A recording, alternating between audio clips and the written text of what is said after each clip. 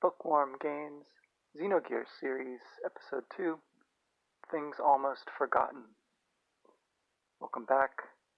Xenogears, or Foreign Strange, Humanoid, Giant Robots, the long-form essay podcast.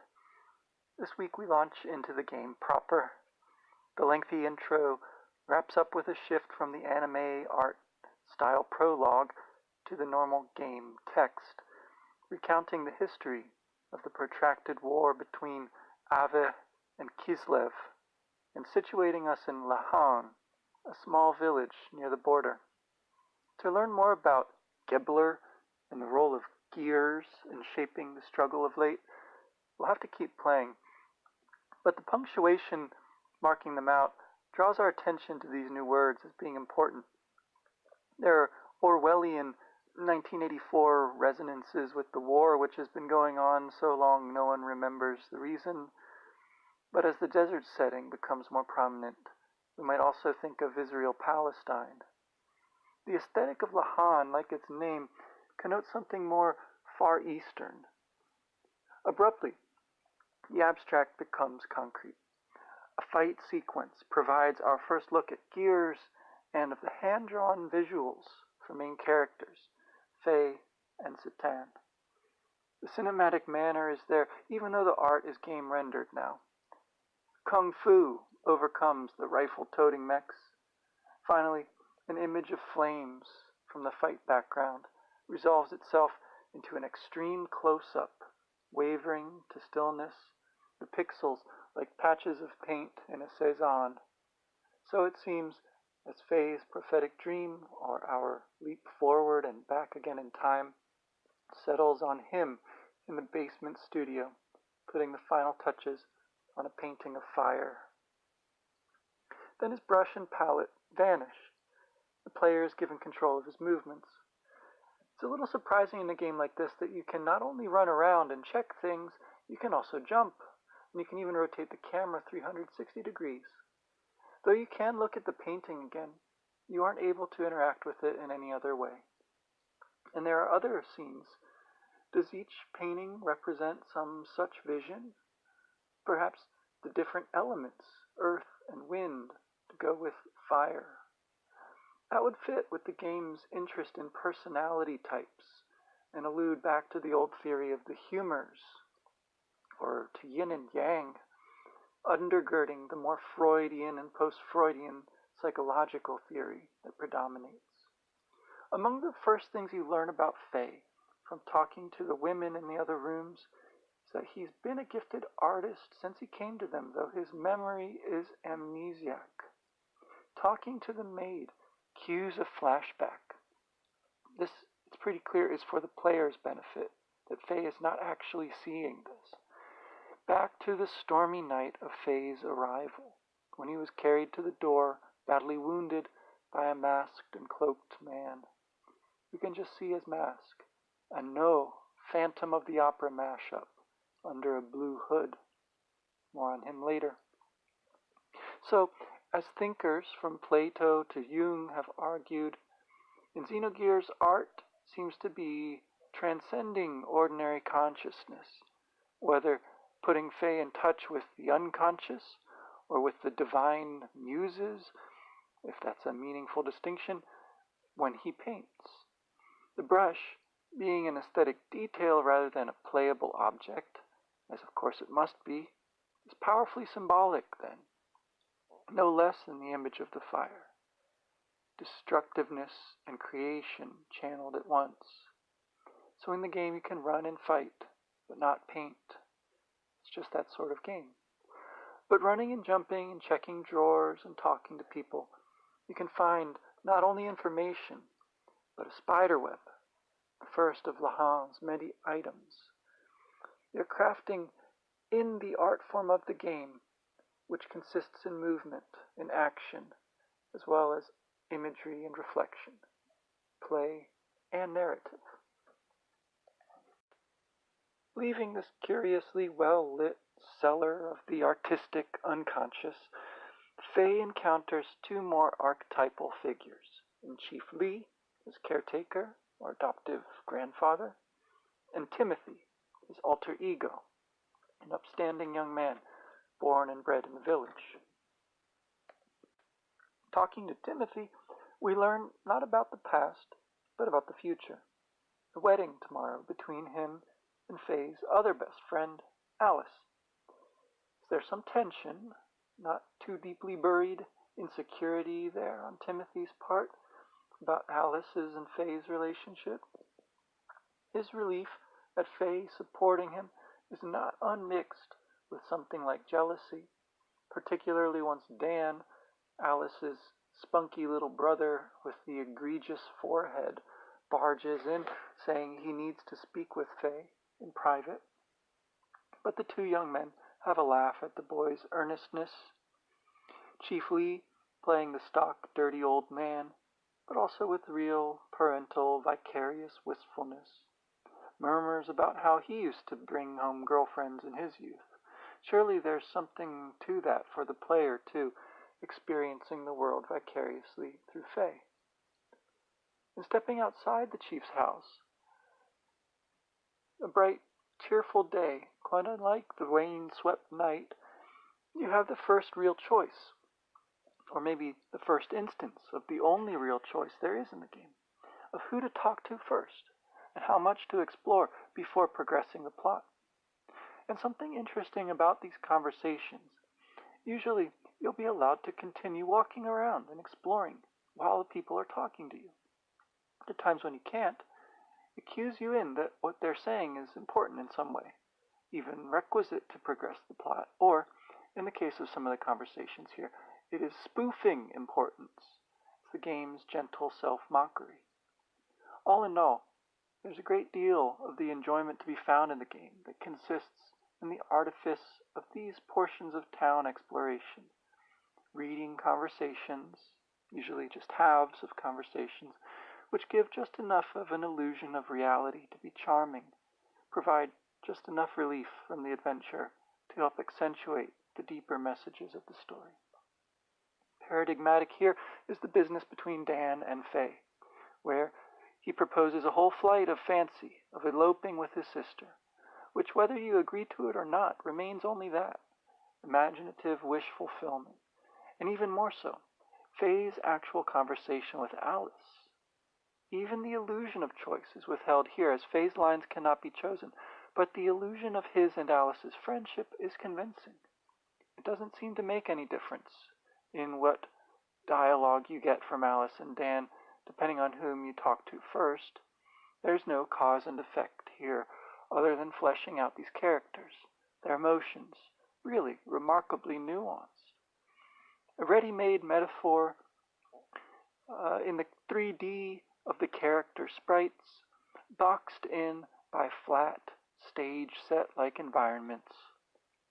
The story, seeking to break the boundaries of the game technology, and perfectly able to, given our proneness to being captivated and cooperating with it imaginatively.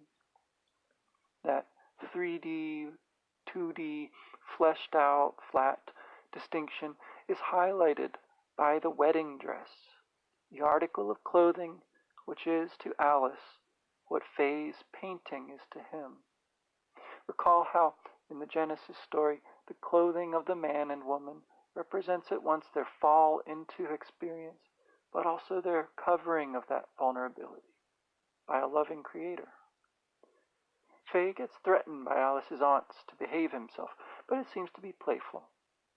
The conversation up in her room, before the wedding dress, is full of what is left unsaid.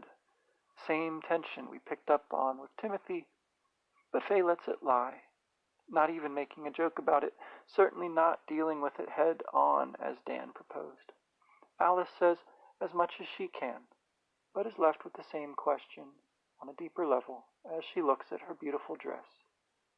Is this fate? Faye remains friends with both, but it cannot escape him that it is possible to imagine things might have been different. At any rate, before leaving town, you can also opt to be treated to a series of puns from a mysterious narrator at the central well, though they miss the chance to make a well, tall one somehow. Each time you hop down, finding different items, up to 3. The magic number with your neighbor, the rock, paper, scissors king, is 5 in a row, a feat I've never managed. Another house schools you on the battle system, whose complexities would be better explained by an actual tutorial, probably, and also about save blocks, floating, spinning, transparent shafts of golden light with their glyph like a winged sword. The latter information flows in an impossibly fast block of text from none other than Luca, the inventor girl from Chrono Trigger, whose presence is inexplicable unless, by stepping out of the game for a moment, to note the collaboration of Masaru Kato on the writing team. The truth about the memory cubes, which we learn much later, only makes this joke on the part of the developers more impenetrable. There's the requisite rudimentary shop, giving an early sense of how Spartan the item usage system will be. But memorable interactions also await in the much livelier bar.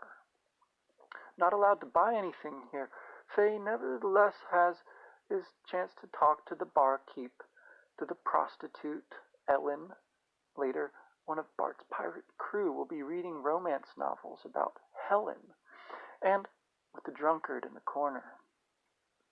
Taking a shine to Faye for talking to him, he hands over the mermaid tear, and with it his snatch of poetry.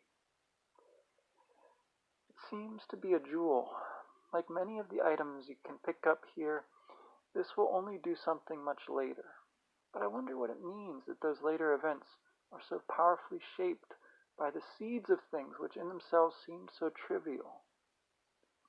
The big talker in the corner is going to Black Moon and on to Ava to make his fortune, and he prefigures Faye's own journey, as does the soldier whose family misses him.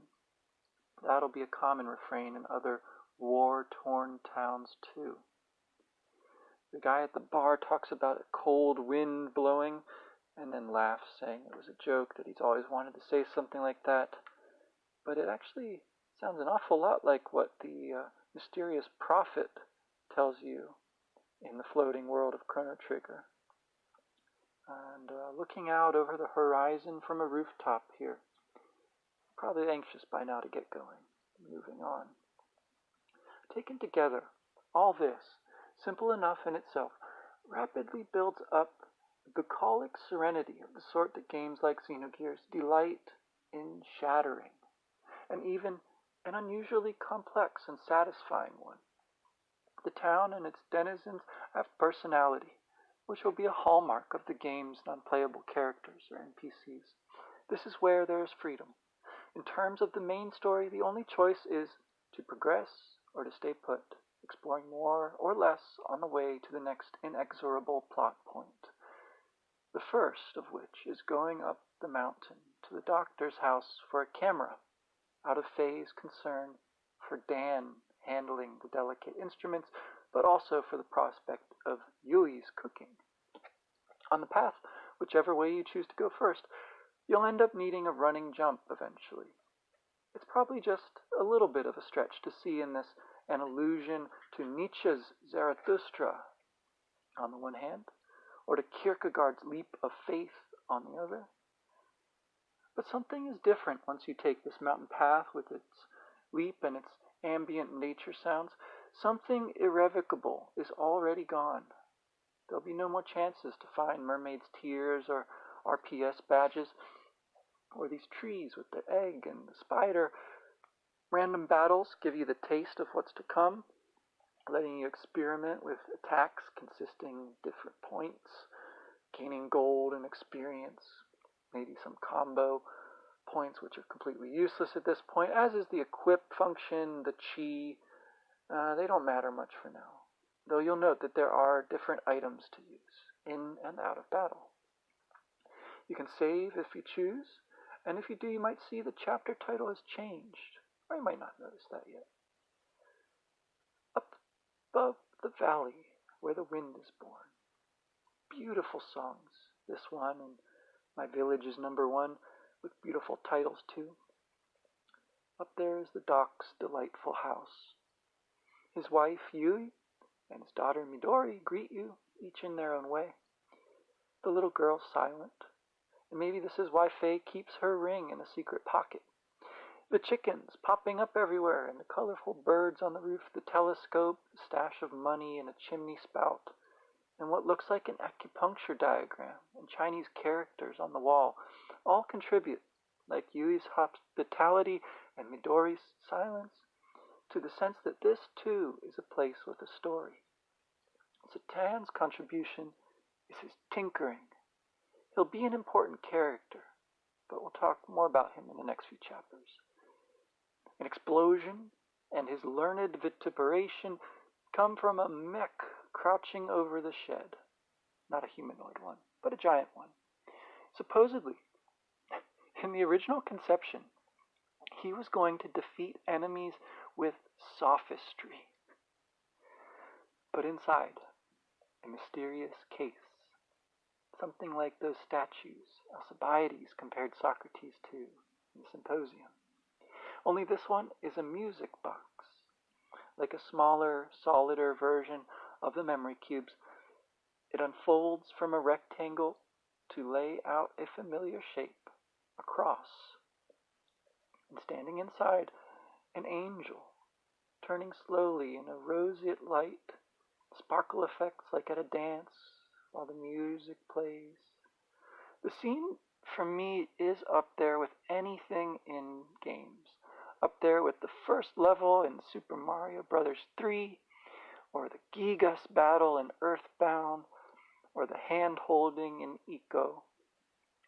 And the player does nothing, for the character does nothing, wrapped in ineffable nostalgia, just as we are. To look a bit at the dialogue here, let's amble first through the poem. In a meadow of thick green turf, speckled with gray rocks, a village dozed, nestled round with forests beneath the hill's placid slopes. Though on the front it was far off to the side, no troops thought to trample its modest fields or commandeered the homes of stone and thatch to gather for a push across the border. The occasional wagon did creak along the track bound for Daziel, the desert outpost, that the heavy load might wend its way thence to Bledavik. Though in demand for connoisseurs, the prize radishes and subtle cheeses of Lahan could well be lost en route, for a few dinosaurs, I have heard, and other monsters still roamed the Black Moon Wood. Besides, the close-knit villagers preferred to relish themselves the produce of their sweat, in company of friends. Not many quiet towns like it remained. The tender lean of wall and chimney was toppled by the battle-weary. Stores and houses, and those buildings which served as both, were razed alike. Wells were tapped dry or tainted by the bloated dead. The capitals of the belligerents swelled meanwhile. Families of refugees fled the fighting. Crying babies and young men eager to fill the ranks left by fallen fathers, all were victims of the dubious war. Lahan preserved the rustic ways exhausted elsewhere, and slumbered in its remote valley just the same. One or two small aberrations, innocent seeming, were let pass and adopted trustingly into Lahan. A stranger and his wife, with their small daughter, a wounded boy calling for his father, a vagrant aged beyond his years, smelling of drink at all hours, who spoke at times of mermaid tears. For in a world where souls migrate and move outside of time, deeply buried in the meanest sprite, untold mysteries must wait to be found. Such glamorous ones who journey widely will touch the rest, all lives twined finely as the spider web draped in a corner of the basement, and like it easily overlooked, fragile, but with patience and care proving strong enough to catch a fish. Faye painted, not remembering. Late that night, Chief Lee had sat in front of the fire, sipping tea splashed with spirits.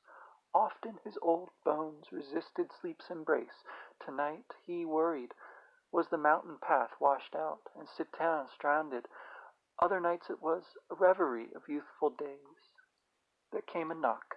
The maid abedly answered the door himself. He soon found out firsthand how fared the mountain path to the new doctor's house.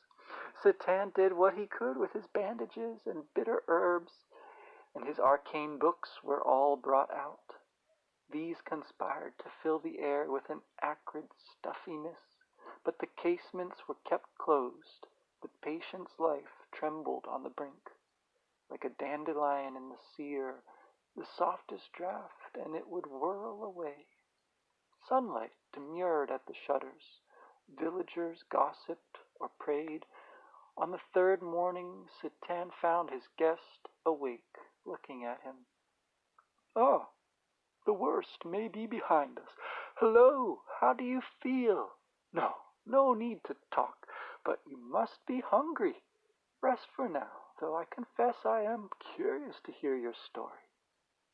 He mumbled under his breath in the corridor, asked his wife for a thin rice gruel with a gravy of sundry bracing spices, and sent Midori down to share the cheery news. Faye painted, not foreseeing fire, carnage encased in steel, agony, shouts. The canvas concealed it, red and wet. He'd been afforded 3 years in Lahan. His simple, gentle nature made him easy to love, yet there were none he quite allowed to know him well. Indeed, he knew no more than the rest. All he remembered was his name, though he felt much that stayed locked away. The chief would not be awed by a lad in need of help, would never bend to those who clucked. "Such grievous wounds cannot bode well. He must fend for himself. Lee, send him on his way." He put him up in his own house. It was the biggest. His children grown, he had guidance yet to bestow, and Faye would etch a few more laughs into that careworn face. The village girls learned quickly not to handle anything valuable, not to try the milk pail's frothy rim when he came near. If he looked their way, they dipped themselves in his dark eyes, and ever after to hear the shuffle of his sandals or see his ponytail jounce along his back would send their hearts fluttering.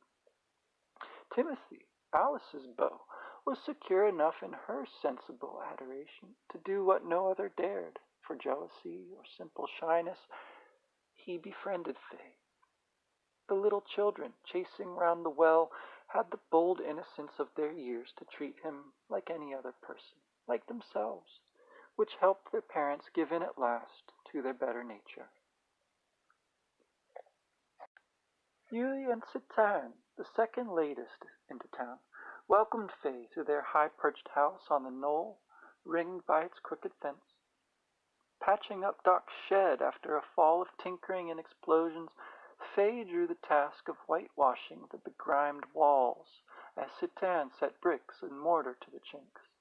Yui, raking leaves, and Midori, who patted dirt and seeds, imagining the flowers, raised their heads at Citin's excited chattering. He had found Faye just holding the brush, distant. "Something you have forgotten that your hand recalls." That link prompted them to convert part of the chief's cellar to a modest studio. Faye would paint alone for hours to relax, the way others might read yellowing letters. The moon and eager stars peered into the gulch through bridge slats bound by fraying ropes, where Citin taught Dan the rudiments of martial arts. Sweat beaded on the boy's forehead. Neither felt the chill that would clamp their limbs when they stopped and hound them to hearthside.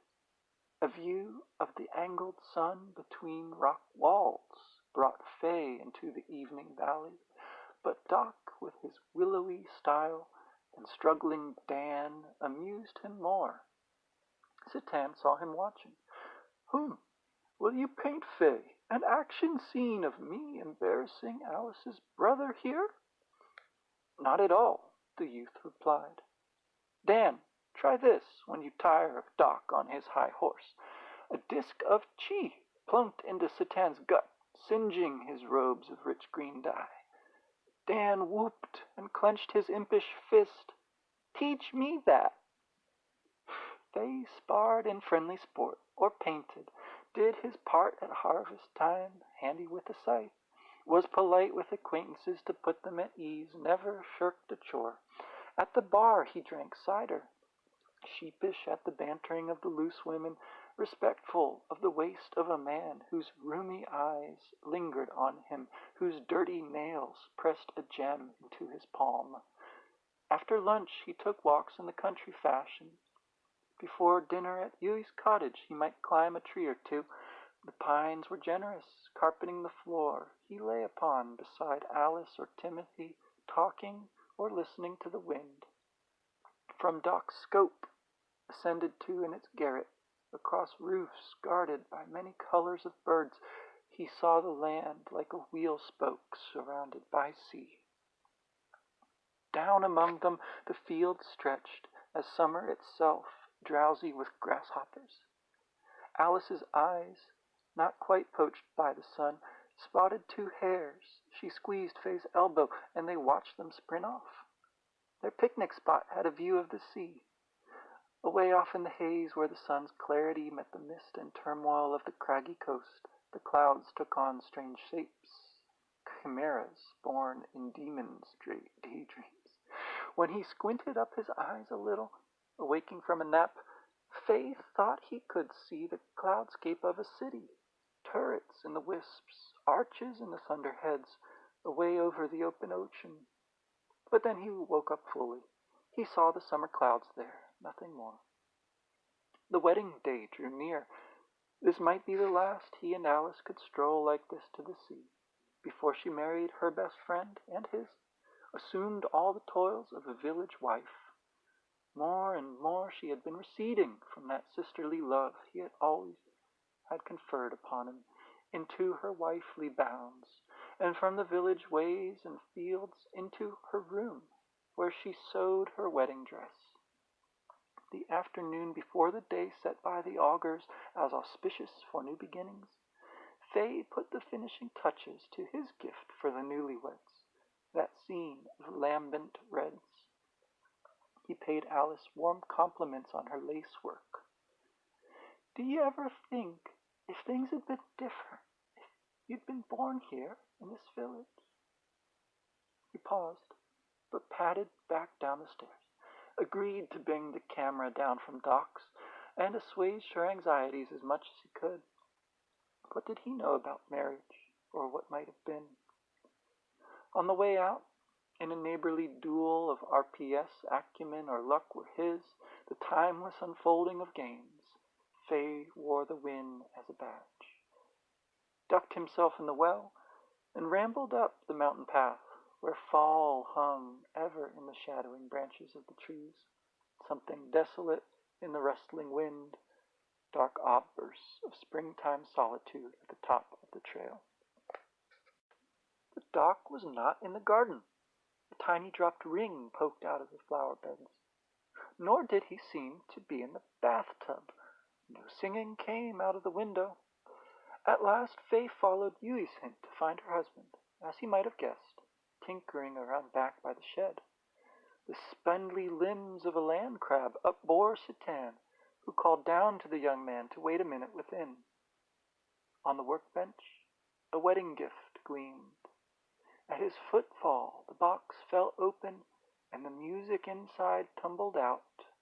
The churn and whir and click and talk of clockwork gears played melody and counterpoint, touched keyholes long forgotten in his soul.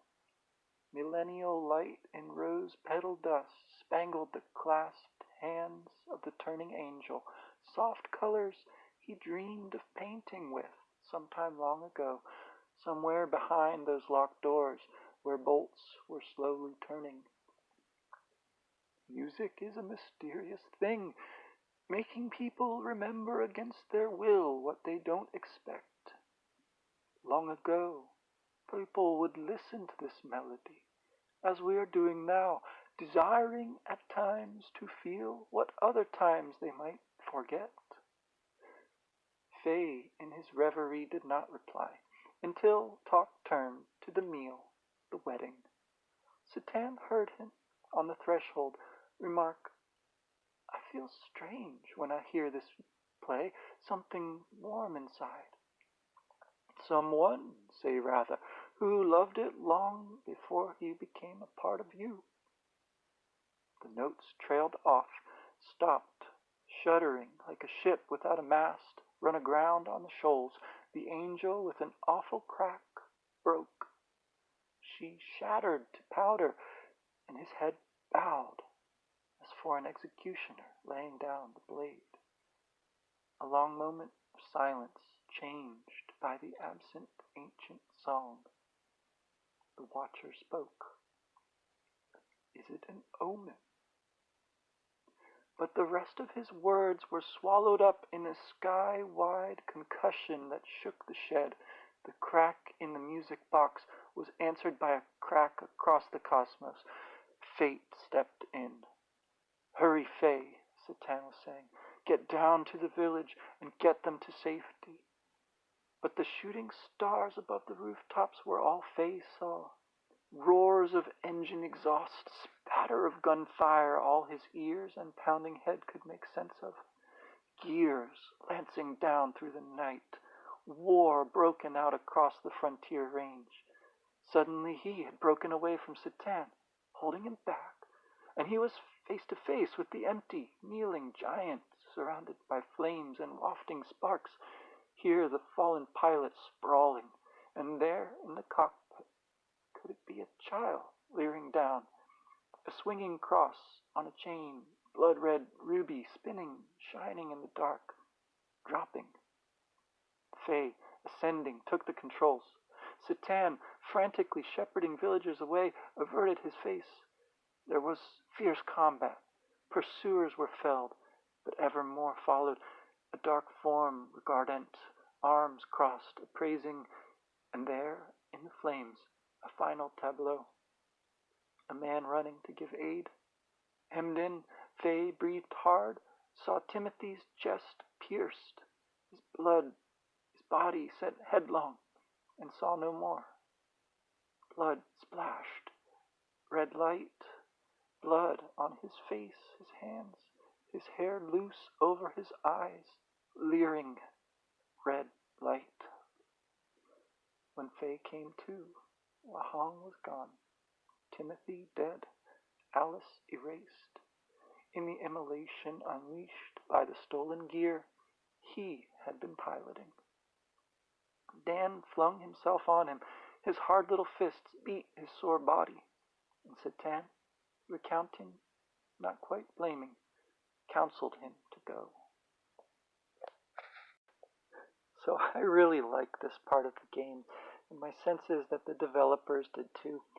They hid so many little secrets and padded it out with so much life, only to wipe it out with that atomic bomb flash that haunts so much Japanese pop culture. That's about as far as I got with the original poem. There's a little more section. I'll move to another part, and I'll add more as we go along, but it probably won't be anywhere near this much in any one episode again. Satan is awfully near the mark with his analysis of Fay here. In the ellipses of Fay's thought and over their words, that music plays, also reminiscent of Chrono Trigger, fair enough, but it's as if we're replaying the game, or some game that affects us in that way, that we merely literally are that person who is part of Fay, who liked the music too, long ago. That rattling and breaking angel, Satan's premonition of an omen, and his feeling that maybe it would be best to live as a son of man. It all mirrors Alice's question, is this fate? And of course, her expectation of being married the next day. It also will be echoed later in his remarks that a new wind is blowing when it's time to recapture Ally. And then the shattering glass of the young master. The failed evacuation of the village, again, looks harrowingly like the desperate escape from the ship in the prologue, and also from the Yggdrasil later. There's even a few more survivors this time, it seems. So dark as this Fallen Shadow chapter is, it's a sacrifice which will not be in vain. It's necessary to set this kind of story in motion. And the chance meeting, which might lead to the long hidden truth. The shape of Shiva in the sky, much later, will also bring us back to the scene with the music box. About gear battles and all that good stuff, we'll say more another time. That glimpse of a child, a crooked smile, a glint of red on a swinging cross necklace, disheveled hair. Id will get to him. And as we're going along, I'm going to be recommending some outside reading that I also think will help with bringing out some of the major themes touch on in the game. The last weeks were pretty obvious, I think, from the Bible, but maybe this week's suggestion is a little less so. It's a book called Creative Intuition in Art and Poetry by Jacques Maritain. And it's not, as far as I know, one of those works that directly influenced the creative team of Xenogears. But again, for more on those, I highly recommend the Xeno study guides. I'll certainly include some of the ones that are listed there in the recommended readings. But I think this Maritain book, he's a neo-Thomist philosopher of the early 20th century, it does actually a wonderful job of synthesizing a lot of the currents of what we can loosely call Western thought on art and poetry. And having some kind of basis there will really help see just how rich and varied some of this source material is. How remarkable the shifts in thinking, the new interpretations brought about by the later psychologists really are. Thanks for listening.